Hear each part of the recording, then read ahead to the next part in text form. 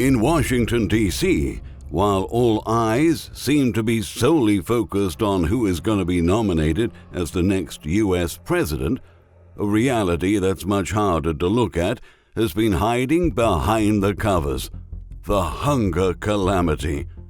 The state is now considered the most affected by food insecurity amid the 2020 economic collapse, with staggering rates that are likely to increase as winter approaches, which could potentially lead 1 out of 3 Washington residents to experience acute food insecurity by early 2021.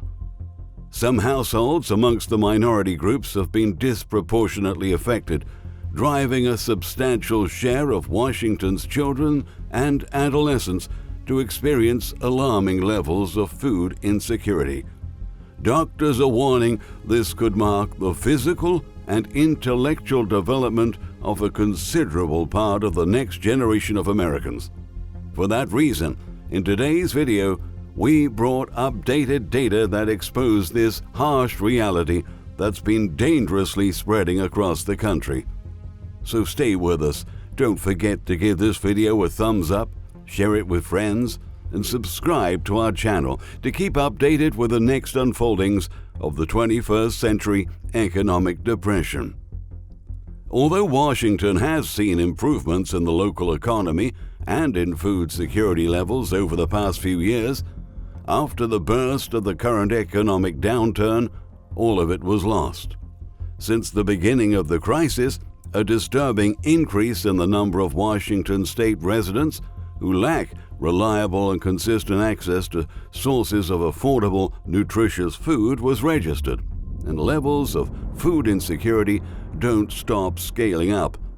A recent study performed by McKinsey & Company on behalf of Northwest Harvest indicated that the food insecure population will quadruple in Washington state as a result of the ongoing economic meltdown. AgriPulse, the largest Washington, D.C. editorial team focused on food and farm policy coverage, has defined food insecurity as a condition in which households or individuals are either uncertain of having enough food or are unable to afford enough food to meet their basic needs.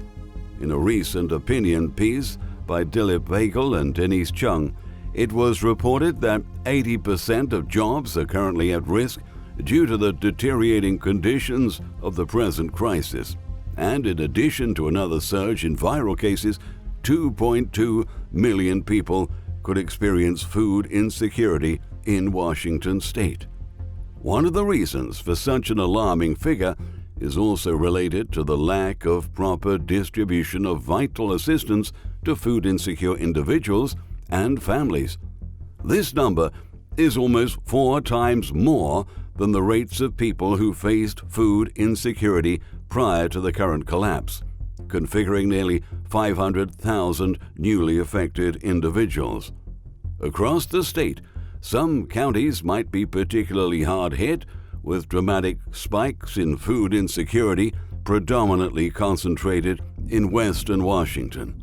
The 3 largest counties in Washington, King, Pierce, and Snohomish, represent over 50% of the total food insecure population in the state, while 9 counties out of 39 are home to roughly 80% of all food insecure households. Right now, 1 out of 10 residents of the metropolitan D.C. region is food insecure, but by January 2021, approximately 1 in 3 individuals could face the same instability in their eating habits. As WJLA has recently outlined, hunger doesn't discriminate. There are people in every neighborhood struggling to put food on the table. However, some groups had their lives critically afflicted throughout this turbulent time. For instance, research performed by the U.S. Centers for Disease Control and Prevention found that racial and ethnic minorities suffer both a greater burden of disease and a greater risk of health complications from the current widespread viral infection. Furthermore, data has pointed out that people of color more broadly hold a disproportionate number of at-risk jobs that could be lost during the mandatory business shutdowns. Consequently, people of color are more likely to suffer from food insecurity. Low-income, vulnerable communities and populations such as seniors, children, people experiencing homelessness, and undocumented immigrants in D.C. already had the highest food insecurity rate in the nation in 2018, roughly 14.3%. In April, the D.C. Food Policy Council reported that Latino and Black households were 4 and 13.5 times more likely than white households to declare they didn't have enough means to provide for adequate, regular meals. According to the D.C. Policy Center, D.C. has 6.5 square miles of food deserts overall, about 11% of D.C.'s total area. While the USDA describes food deserts as a condition of limited or uncertain access to adequate food, food justice activists such as Karen Washington suggest that a more accurate term should be food apartheid, because it highlights how food insecurity is a structural problem, not a natural one. The Washington City paper informed that over 80% of the city's food deserts are in Wards 7 and 8, where 26.6% and 34.2% of the population, respectively, live in acute poverty. In Ward 7, 92% of residents are black, while in Ward 8, 89% are black. The massive unemployment rates, plus the absence of enhanced government aid and the intensification of long-standing racial and economic inequalities, are also factors of influence when it comes to disruptions in eating habits. It's devastating, laments Ona Balkus, Food Policy Director of the D.C. Food Policy Control. Knowing that poverty and unemployment are factors of food insecurity and that the health crisis has disproportionately affected communities of color, I imagine the disparities will continue to grow. That expanding disparity is the driving force behind Bread for the City's work, said George A. Jones, the organization's CEO since 1996. Before this year's economic catastrophe, Bread for the City used to serve 300 households per day in walk-up food pantries in Anacostia and Shore. At the present day, it provides food supplies to almost 1,000 households on a daily basis. Jones forecasts that in November and December, Bread for the City will serve up to 15,000 households. On the same note, the Chief Development Officer at D.C. Central Kitchen, Alex Moore, said in an interview that the nonprofit has already served more than 2 million meals since the burst of the crisis. Currently, it distributes nearly 10,000 meals a day. Moore revealed that the organization is bracing for levels of food insecurity that are worse than anything they've seen in their 31-year history. Moreover, D.C. food pantries are set to face further challenges as the holiday season is right at the corner. According to Amy Backman, the organization's Director of Procurement, Thanksgiving is when the nonprofit generally receives the donations it utilizes to provide food for several families for months ahead. But this year, retailers' donations have dropped since Americans have been buying their food from grocery stores more than they have in the past. And due to supply chain disruptions witnessed from March up until now, many retailers don't have any surplus inventory to give away. Food was flying off the shelves early on in the outbreak, and so food donations to us from retailers dropped significantly, she said. And we're hearing from our retail partners not to expect food donations to go back to prior levels for at least 4 or 5 months. So for us, it means we're purchasing much more food than we had before. Likewise, before this whole meltdown had started, Capital Area Food Bank used to receive 2/3 of its food as donations from retailers and wholesalers. In March, after consumers started to panic buy and hoard food products within the span of 1 week, the donations fell by 75% since grocery stores started to stock up and hold inventory for shoppers. Now, CAFB purchases most of its food directly from wholesalers and food brokers across the country. We've seen what we allocate for food purchasing go from $3.5 million to $20 million, said Raha Moutier, CAFB's president and CEO. Moutier disclosed they're predicting this high demand to stay at such a heightened level for at least a year, if not more, and likely more. She completes, "I had hoped at the beginning of the outbreak that it would be more of a sprint, but as the crisis has unfolded, it's clear that this is less of a sprint, more of a marathon." Even more concerningly, while 16.7% of adults in the district are projected to be food insecure, 28.6%, or nearly one-third of all state residents facing meal instability, are teenagers and children, informed the D.C. Food Policy Council's report.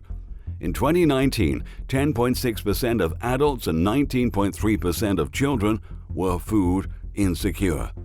The shocking increase of roughly 6% for adults and almost 10% for children emphasizes how the tragic hunger crisis can influence the physical and intellectual development of the next generation. Doctors have been warning that the lack of nutritious meals in developing areas can have lasting effects both physically and psychologically, which implicates that food-insecure children may not be able to evolve as others who have access to proper diets even after their situation improves, since the first years of their lives are crucial to the formation of their brains. On the other hand, food-insecure adolescents might present anxieties and other mental health disorders very early in their teen years. As a result, school and college dropout rates are likely to soar in the coming years. Conversely, an analysis by Princeton University's eviction lab with over 2,600 women with children who were evicted this year found that within a year's time, these women are more likely to develop physical and mental health issues than any other group. As Jones said during an interview, this isn't only a hunger crisis, as it is a housing and an income crisis, raising concerns about how an economic recovery can take place while 11% of the American population is on the brink of famine. Yes, you heard it right. The biggest superpower in the world now has more than 10% of its population facing starvation and being pushed to poverty lines. The Food Research and Action Center published a report announcing that the number of people in the U.S. experiencing a persistent lack of food sometimes or often skyrocketed to above 29 million people in July. This is approximately 4 times the number of such people in 2018, when 8 million adults were in this category. In D.C. alone, according to CAFB estimates, the current number of people who are food insecure could still rise by as much as 48 to 60%. What does a region with nearly 500,000 people experiencing food insecurity look like? A WJLA article asked. It looks like the place we call home. The article expresses that one of the hardest facts about hunger is it's much more far-reaching than many people realize.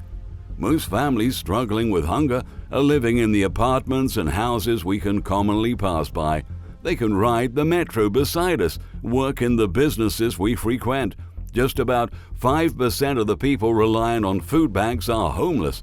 The rest live in homes all around the region.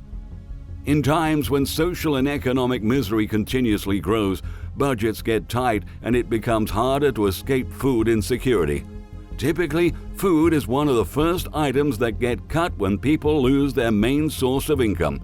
The article explains this is why single parents holding down 2 or 3 jobs to make ends meet, workers living paycheck to paycheck who experience a sudden job loss, college students working their way through school, and seniors on fixed incomes are all among the people who have had to make the choice between food and expenses like housing and medicine. Since our leaders and those who are in privileged positions seem to insist on keep looking the other way, the cost of inaction will be very high. The severity of the hunger crisis will impact workers' productivity, healthcare costs, education rates, social parity, and most importantly, the mindset of hard-working Americans that always contributed to the progress of our country and were now left with empty stomachs, huge debts, and no viable life prospects, while those who should be for us are giving themselves the luxury of just assessing their own interests.